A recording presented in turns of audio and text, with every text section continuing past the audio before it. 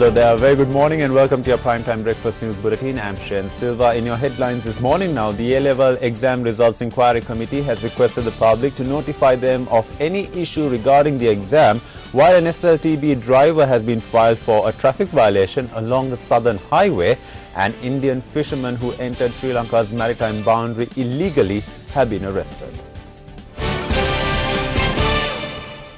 The committee of experts appointed to study the issues pertaining to the GCE advanced level results has requested the public to notify them of any issue that has arisen with regard to the GCE advanced level examination.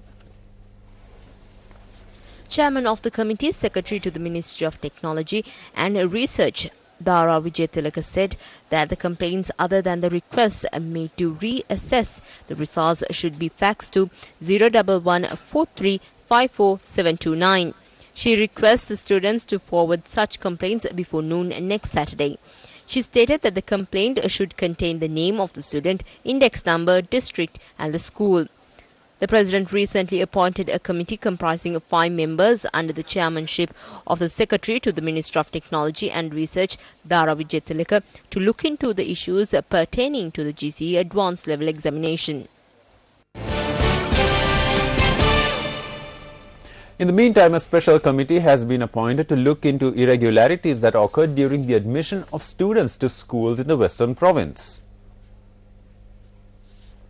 Chief Minister of the Western Province, Prasanna Ranatunga, said that the committee comprises of 11 officers and commenced duties from the 1st of this month. Accordingly, the committee will also look into administrative issues at schools and allegations of financial fraud. The Chief Minister further requests the public to notify him in writing of any issues pertaining to the admission of students. On to a story that made the headlines this morning. Now, an SLTB driver has been fined for a traffic violation along the southern highway. Police media spokesperson SP Ajit Rohana stated that the fine had been imposed on the bus driver after he had stopped the vehicle on the highway to drop off 2 passengers. While the special bus service commenced on the 3rd of this month, it was noted that no permission has been granted for any vehicle to stop on the highway. Police sources said that 2 passengers had disembarked from the bus. They were travelling in close to the Kurundugahatapma interchange. The police sources added that the bus driver had been fined at the Pininduwa interchange. Furthermore, the owner of a goat which had entered the highway was fined recently.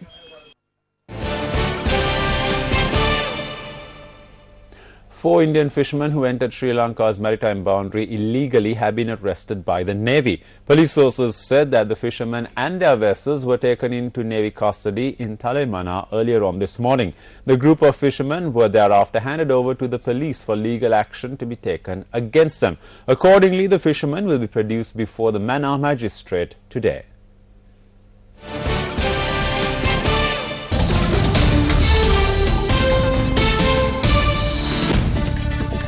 In your sports news this morning, Sri Lanka cricket coach Jeff Marsh said that the team is really keen to play well in the 3rd and final test match, which is being played in Newlands, Cape Town. He stated this at a press conference after day 2 of the 3rd test. Sri Lanka were 149 runs for the loss of 2 wickets in their first innings, trailing by 431 runs. The Lions need another 232 runs to avoid a follow-on. Sri Lanka cricket coach Jeff Marsh admitted their poor first day, in which they conceded 347 runs and took just 3 wickets, cost the chance of shooting for the Stars. He said that Sri Lanka have to play catch-up cricket now. However, he went on to say that if they manage to avoid the follow-on, then that will open the game up a little bit. Marsh went on to say that South Africa got to win the game to win the series, and they have to give themselves time to bowl the Sri Lankan team out twice. Marsh believes that Sri Lanka's lineup is talented and tough enough to put up adequate resistance. Marsh said that if Sri Lanka bats well, they're capable of making big scores. He further said that Sri Lanka has some very good test cricketers with some very good averages and would expect to back that up. The backup started with captain Tilakaratne Dilshan, who scored an aggressive 78 before falling in a typical fashion, attempting a big shot over long on. It is his best effort of the tour and his first half century in the 3 tests. Commenting on Dilshan's half-century, the Sri Lankan coach said that Dilshan plays the way he plays and that's why he's so dangerous. He went on to say he himself wants to be a bit more consistent. The Sri Lankan head coach also said to beat the real good sides, they can't make mistakes, but the boys are really keen.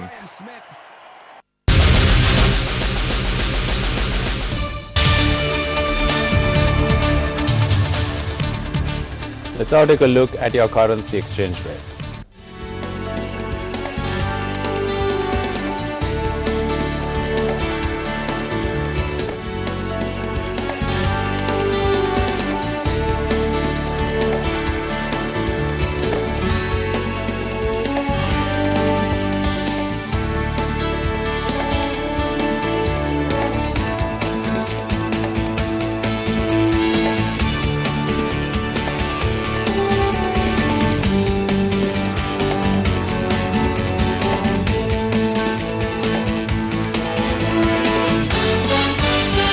So that's a look at your primetime breakfast news bulletin for today. Of course, don't forget to log on to www.newsfirst.lk for the very latest on the world around you. We wrap up with a look at Discover Sri Lanka.